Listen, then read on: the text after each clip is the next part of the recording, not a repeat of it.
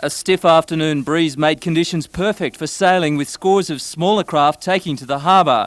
The sunshine made it perfect for landlubbers too. Chance for a drink, a stroll and entertainment for the kids. Navy divers went for a dip, showing off search and rescue skills. The regatta continues tomorrow, with the highlight the Grand Prix powerboat racing starting at midday.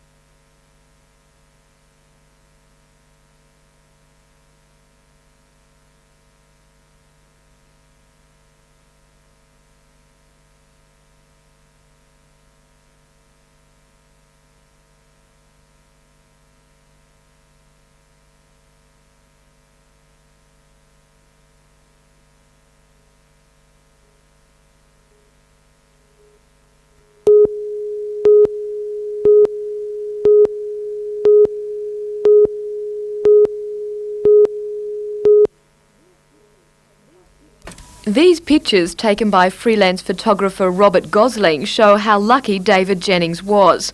On the 41st lap of yesterday's Formula One race, David lost control of his boat, the nose flipping into the air, sending him hurtling from the driver's seat. David should have been wearing a safety harness, but had taken it off moments before to do quick repairs to his boat, an action which nearly cost him his life. It does really seem a long time, but as I say, I was conscious all the way, and I knew what was happening, but you just try and protect yourself as best you can and that sort of thing. What about when you hit the water? Yeah, it feels like you've done a round of boxing or something with Muhammad Ali, I think.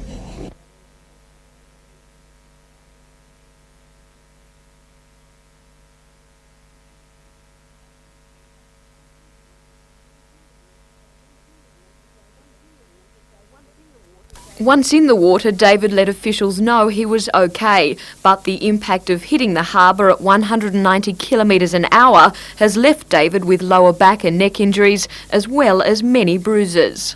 I've got a few injuries in the back at the moment, which will certainly slow me up for quite a while, but I know we'll be back sometime. While David gives no guarantees about next year's Newcastle Regatta, he is thankful to the rescue crews and police who helped during the accident. It's great to be alive.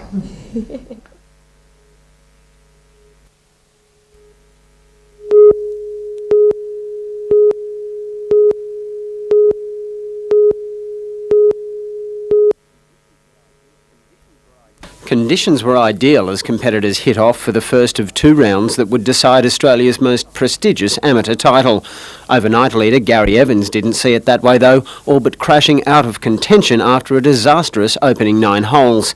Partner Lester Peterson had no intention of losing touch, and a consistent first round saw him just one shot off the pace with 18 to play.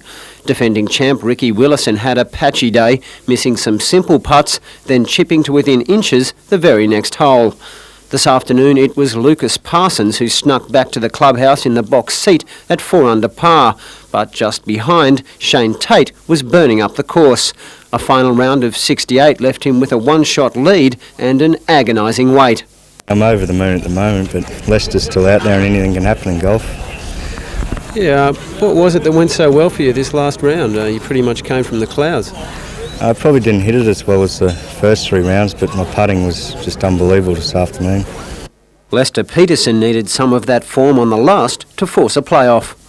He joined Parsons and Victoria's John Wade in second. Bruce Mackenzie, NBN News.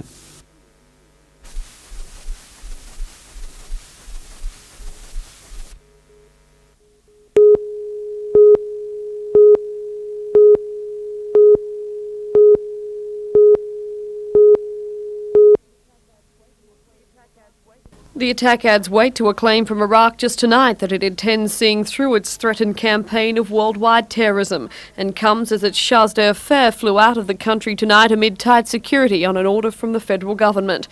Meanwhile, it's now feared tidal changes have severely hampered the Allied bid to bomb a pipeline feeding a giant oil slick in the Persian Gulf. The spill's threatening drinking water supplies in the region. Environmental experts now say tide shifts may have rendered the bombing exercise worthless. Baghdad is denying reports that Iraqi pilots are defecting in scores to neutral soil in neighbouring Iran. It's claimed the pilots and their crews arrived in fighter jets. In other news tonight, arson squad detectives are investigating a house fire at Wodonga on the New South Wales-Victorian border in which 5 children died.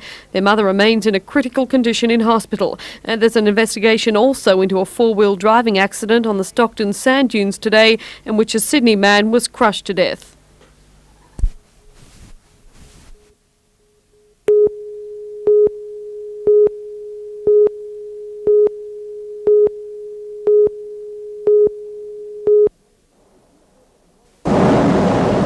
With near-perfect flying weather, Allied warplanes struck Iraqi targets yet again today, flying over 2,500 missions. But the U.S. announced that a giant B-52 bomber was down.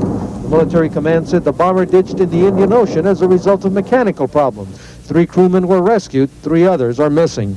But continuing attacks against hardened Iraqi silos destroyed another 68 enemy warplanes, bringing to 99 the number of jets destroyed, either in air-to-air or bombing runs. The French displayed the accuracy of their own laser-guided bombs in a raid on an arms depot south of Kuwait City. A camera in the nose of the Jaguar shows 4 concrete bunkers demolished. But Allied missiles aren't always that accurate. The military command confirmed that a Marine light armored vehicle like this one was accidentally hit by U.S. fire during a nighttime battle last week. 7 Marines were killed.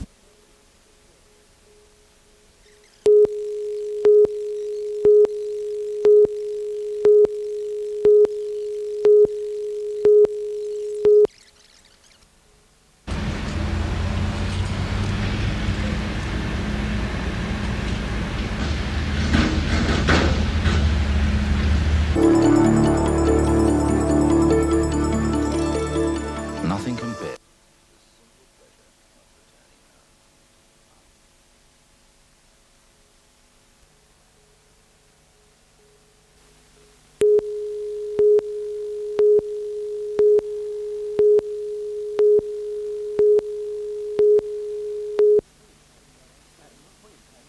Adam Quinn has just 4 months to learn the ropes of Olympic standard sailboarding.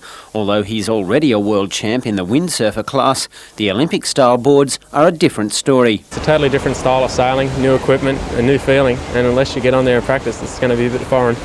Yeah, I understand you haven't really had the equipment at your disposal until pretty recently. No, it's taken a while to get the board into the country. The board was damaged when I received it, so I've been repairing it and taking into account all the other racing. I haven't had much time to put into practice. The selection regatta should be a desperately close affair as the best from the sport's numerous divisions go head-to-head. As you know, it's the top of sailboarding, it's the peak of any sport, and you'll find the best out of all classes will come together and put their best into this class. The winner will be sent to Barcelona for the pre-Olympic regatta, a trip Quinn believes will go a long way towards ensuring selection in the 1992 team. The people who start now and get the assistance to go overseas have a bit of advantage because the sailboarding overseas is so much bigger, the competition's a lot harder, and you'll find that if you get the experience over there, when you come back in a few years' time, when the Olympics are getting close, it's a lot easier then.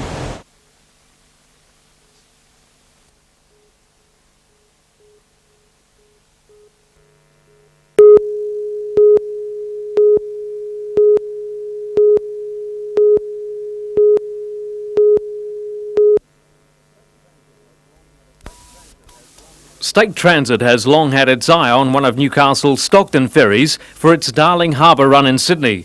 It's gone as far as leasing the tiny Marinda 2 as a replacement backup vessel. Stockton residents have vowed to fight the decision and have now won an important ally. Newcastle Council is backing the residents in their action, with the Lord Mayor sending off scathing letters to both the Prime Minister and Premier today. In those letters, he points out that $2.6 million of federal bicentennial money was allocated to pay for the purpose-built catamaran ferries. Alderman McNaughton writes, Any move to reduce the Newcastle-Stockton ferry service is at odds with the intentions of the federal government funding for 2 ferries specifically for Newcastle. The Lord Mayor says the intention was to cut traffic on urban arterial roads and adds that Newcastle deserves better treatment. State Transport Minister Bruce Baird has stalled any decision on removing one of the ferries, but then he has to. Unions are refusing to trial the Marinda 2. They also say they will not allow any catamaran ferry out of Newcastle Harbour should State Transit try and relocate it to Sydney. John Church, NBN News.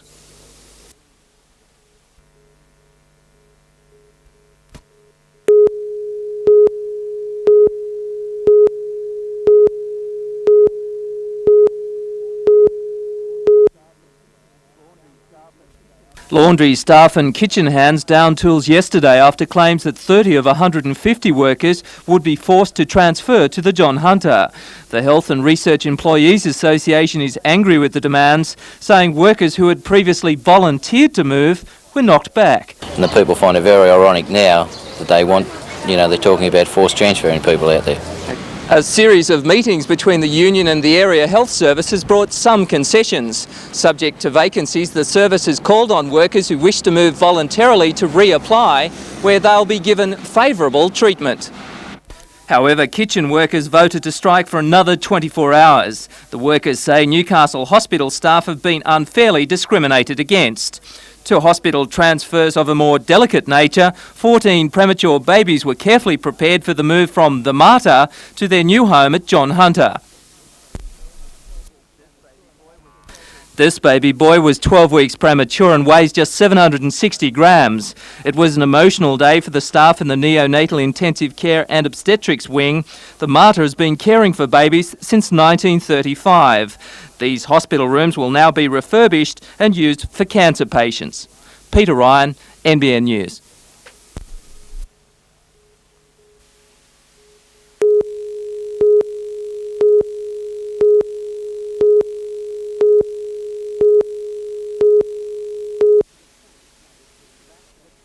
It was back to the training paddock for the Knights following their disappointing showing against Illawarra last weekend.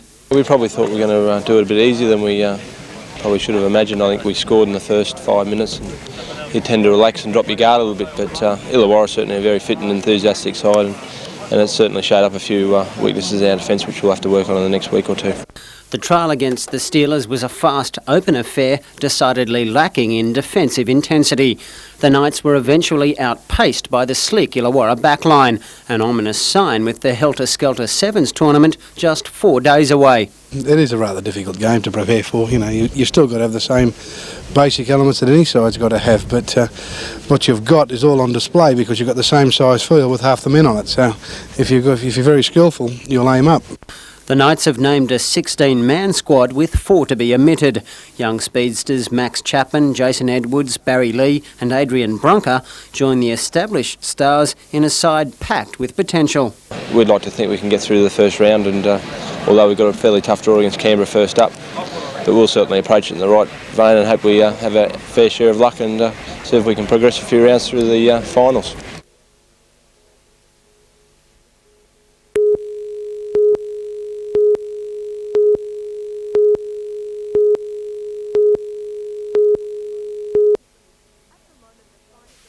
At the moment, the fine for littering is just $20. Not enough, according to Lake Macquarie Council, to warrant enforcing. But under new legislation soon to be introduced, litterbugs, no matter how minor, could face an on-the-spot fine of $200. According to the council, most of the visible pollution in the lake comes from household rubbish dropped in the streets and on the foreshore. Signs will be erected at all approaches to the city, warning people that if they litter, they'll pay, with council ordnance inspectors enforcing the new regulation. Although only early days, the public appears to favour the idea. It's like drinking and driving, isn't it? If you don't make the fines heavy enough, they're going to keep drinking and driving. So if you start mucking up the city, fine them. So I do believe that there is too much. Just driving along the street, you see people throwing cans and stuff out of cars. Yeah, I think it's a great idea. Might help to keep the place a bit cleaner and that. Yeah, I wouldn't like to get fined anyway. If the offender can't pay the $200 fine, then the court can order that person to put in so many hours community service. So for dropping one cigarette butt, you could spend 16 hours picking up other people's rubbish. Jodie McKay, NBN News.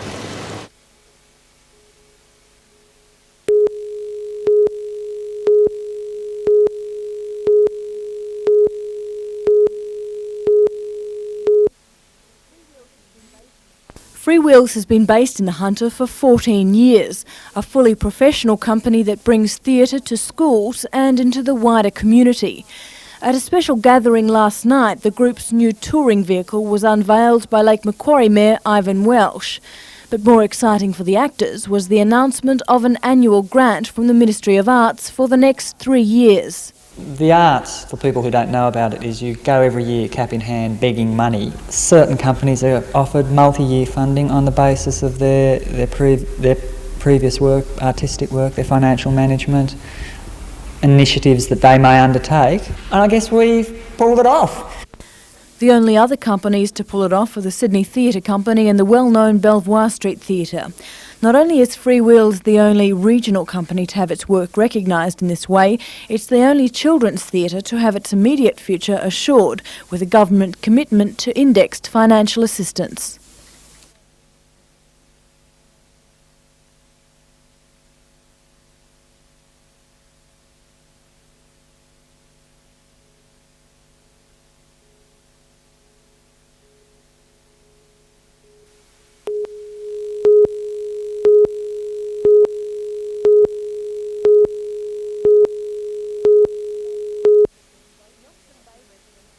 Nelson Bay residents have been vocal in their opposition to any tourist development on the old postmaster's site. Instead, they want the land to revert to open space. At a meeting last Saturday, more than 200 residents called on Port Stephens Council to reject a development application to refurbish the house and turn it into holiday accommodation. In a surprise move last night, Council did just that, going against a department recommendation by refusing development consent, saying that current zoning requirements had not been met.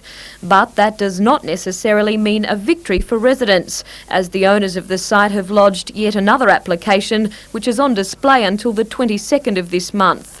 If that fails too, the owners say they'll appeal to the Land and Environment Court.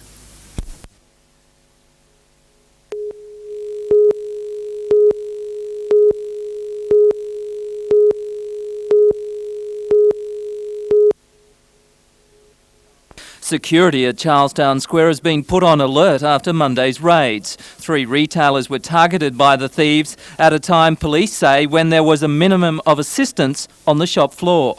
From the procedure that's been adopted by these people, we're fairly confident it is a group of professional shoplifters. Police believe the thieves may be working in a group of 8 or 10.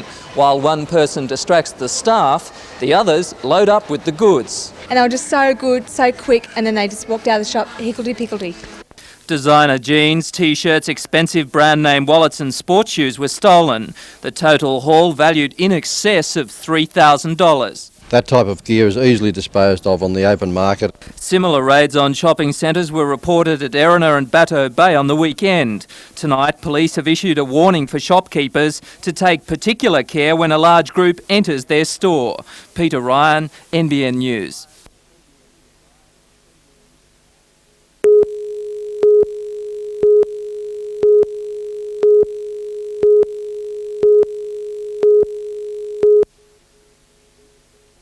The bridge is the $4 million showpiece of a 4-kilometre bypass. Just over 2 years old, it stands high and dry while its approach road sags into a floodplain under the weight of traffic coming on and off the New England Highway. Local school bus and coal truck drivers say it's getting worse by the day. It's hard on the passengers, it's hard on the machinery. We have a feeling of the children leaving seats. It's quite bouncy. There's no way that anybody's going to fix it unless somebody gets hurt there or somebody's a real bad accident. The bridge is the responsibility of the Roads and Traffic Authority, but the Maitland City Council has seen fit to set up warning signs. It is well signposted and people should slow down quite considerably so that they don't dislodge loads and make it uncomfortable for their passengers. It's estimated that $60,000 will be needed to temporarily repair the approaches, but the RTA was unavailable for comment on any permanent solution. Council engineers admit they didn't expect such problems so soon after the bridge's construction, but are not laying blame. It's not a bungle, it's on swampy ground, and unfortunately this sort of thing sometimes happens.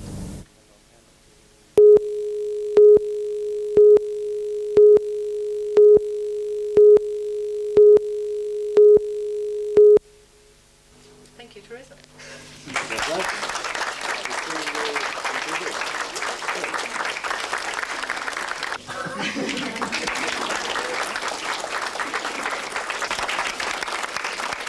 Sydney Conservatorium this year in the Bachelor of Music course, and he is going to be majoring in composition. Just saying, congratulations, Buckley. This is...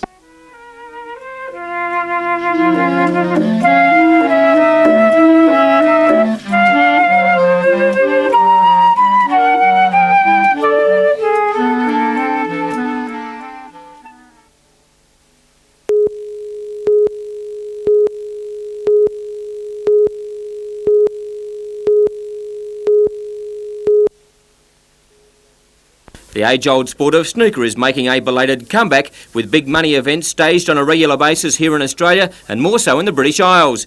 And in Newcastle, attempts are being made to resurrect the noble art of wielding the cue. The Newcastle Auto Air Classic has brought together the top 64 players in the area who will compete on a handicap knockout format, and there is tremendous optimism about the future of the event.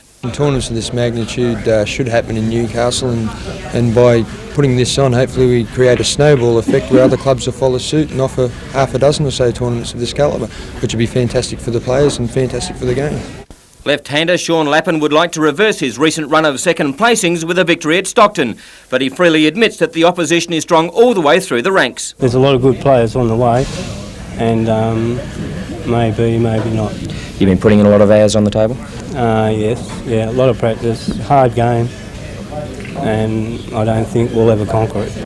His main danger will be the undisputed handicap king of Newcastle, Cahaiba's Alan McIntosh, who is really putting in the hours on the felt in readiness for the championship. Seeded number 1, Alan is not too perturbed by the extra pressure. It's always hard to win matches, and Sean's right, everyone in the field's going to be pretty hard to beat. Who knows? Come Sunday week, it could be Sean and Alan once again. $2,000 winners check up for grabs, and only the black left.